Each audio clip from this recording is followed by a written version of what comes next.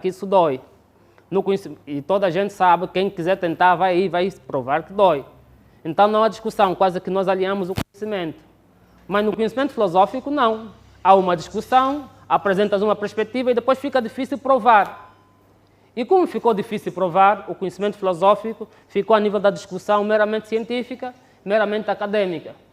Porque as ciências positivas, as ciências exatas, precisavam de uma verificação. Então o conhecimento científico, o conhecimento filosófico, não conseguiu unir todas as perspectivas. Existe um terceiro tipo de conhecimento, que é o conhecimento religioso, ou também conhecimento teológico. O conhecimento religioso ou conhecimento teológico tem uma perspectiva diferente dos dois outros.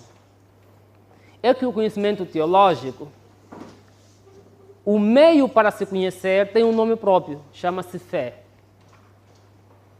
Portanto, fé adicionado à revelação, que para uns é a Bíblia, para outros é o Corão, ou também há o Corão, portanto, e outros têm outros livros sagrados, que inspiram a sua crença numa certa divindade. Então, este é o conhecimento teológico. O problema do conhecimento teológico é que é um conhecimento subjetivo.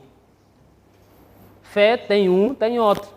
Uma fé coletiva na mesma intensidade quase não se tem, porque a fé depende das experiências, da profundidade espiritual e nós não temos na mesma dimensão.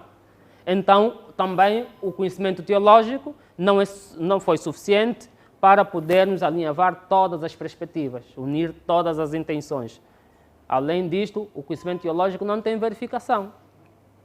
Aliás, está na Bíblia mesmo que um cego foi curado, os outros perguntaram, mas como é que ele foi curado, esse outro não? E aí alguém responde, não, esta aqui a fé dele salvou. Agora, como é que você sabe o nível da fé daquele indivíduo? Você nunca sabe. Ou seja, é um conhecimento especificamente subjetivo.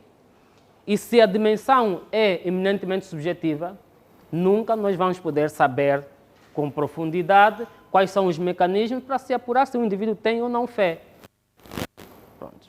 O conhecimento teológico,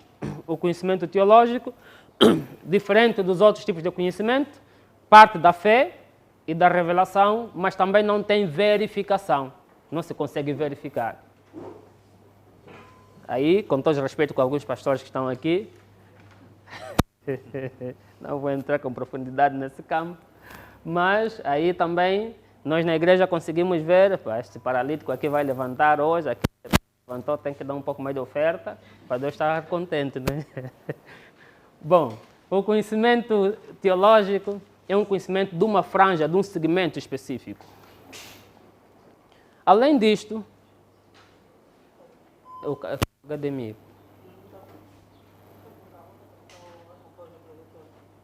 Não, conecta só o HDMI, vai ser possível. Depois vem um quarto tipo de conhecimento, que é o conhecimento científico. Para começar, o conhecimento científico não são um meio, tem métodos. E os métodos variam de acordo com a perspectiva. Diferente do conhecimento do senso comum, que o meio a experiência, o conhecimento filosófico, que o método é a razão, ou teológico, que o método é a fé. No conhecimento científico não há só um método. Os métodos obedecem à perspectiva. Se for para a sociologia, tem uns métodos. Se for para a biologia, outros métodos. Se for para a medicina, outros métodos. Então, são vários métodos.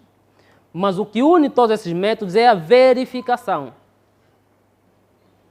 Portanto, não basta dizer isto é assim na minha perspectiva, isso não existe. É assim porque obedeceu-se a esses procedimentos e apresentas os procedimentos e com base nesses procedimentos, eu também, que também sou médico, vou fazer o mesmo estudo e saber se de facto o seu estudo pode ser aprovado ou não. Então, a verificação, o conhecimento, a pesquisa, a investigação, que nós falamos que estamos a fazer uma certa investigação, mas depois não sabemos quais são os métodos, você não sabe quais são os métodos, mas você acredita que o resultado é real, então esse não é um trabalho científico, esse é o teu trabalho. Esse trabalho é teu. Esse trabalho é teu, só você mesmo é que acredita nele. Esse não é científico. Os trabalhos científicos, como princípio, têm que ter uma base metodológica e escrita. Tem que escrever.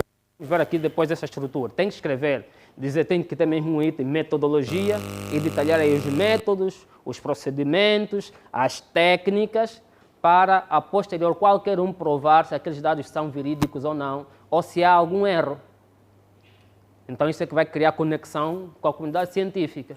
Isso é que vai permitir que depois eu pegue nesse seu resultado e pesquise mais para dar um outro resultado, acautelando naturalmente aqui a margem de erro em casos de pesquisas estatísticas, enfim, para se poder aprimorar, ou seja, admitir que alguma coisa não se teve, uma ou outra coisa não se teve em conta. Bom. Permitam-me aqui.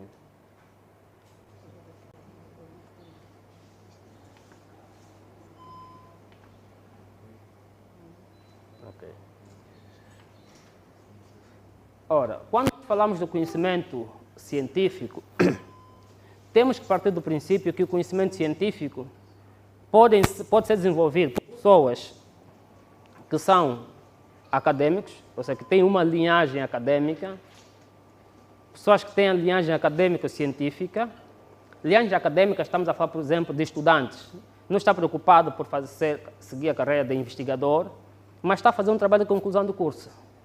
Portanto, ele usa o conhecimento científico para aquele trabalho especificamente e depois os conhecimentos que tem de metodologia para a sua vida profissional. Pode ser utilizado por cientistas e acadêmicos, um docente universitário que também faz investigação. Pode ser utilizado por pesquisadores liberais, não está vinculado a nenhuma instituição de ensino, mas faz pesquisas. Também pode utilizar conhecimento científico, para dizer que o conhecimento científico não é um apanágio dos acadêmicos.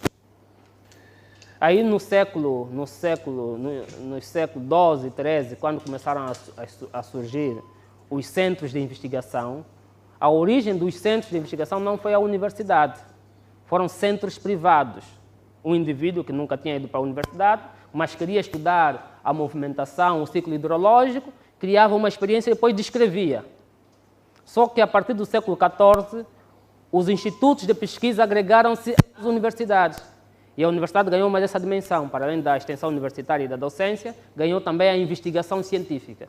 Mas isso foi mais tarde, foi no século XIV e se desenvolveu depois. Então a investigação científica começa com pessoas liberais, que não estavam inicialmente vinculados à instituição. Depois vem a sistematização do conhecimento, depois vem as ciências, e aí cada ciência começou a encontrar o seu método ou as formas de conhecer melhor e agrupou como sendo os procedimentos para se aferir se aquela afirmação esta é verdadeira ou não. Então, a pesquisa científica pode ser feita por essas pessoas, por pesquisadores liberais, por acadêmicos, por cientistas, por acadêmicos e cientistas, todos eles podem fazer. Mas uma coisa que nunca pode passar nos resultados de todos estes é exatamente a verificação. Não existe fé, aqui não existe eu acredito que esse resultado está certo, não. Que esse resultado está certo por causa disto. 2 mais 2, 4. 4 menos 2, 2. Esse ponto final. Então, os mecanismos, todos nós devemos saber. Aqui na sala temos áreas diversas. Temos uns de uma área ou de outra área, mas o importante é que nós, cada um de nós consiga explorar durante essa formação os métodos, vamos dar todos os métodos e de acordo com a sua inclinação e outros métodos também que são transversais a todas as ciências.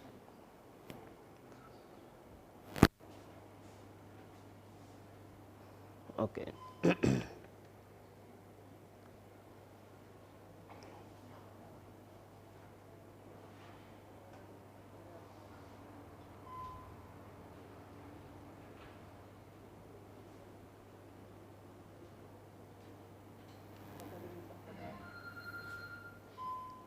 Ok.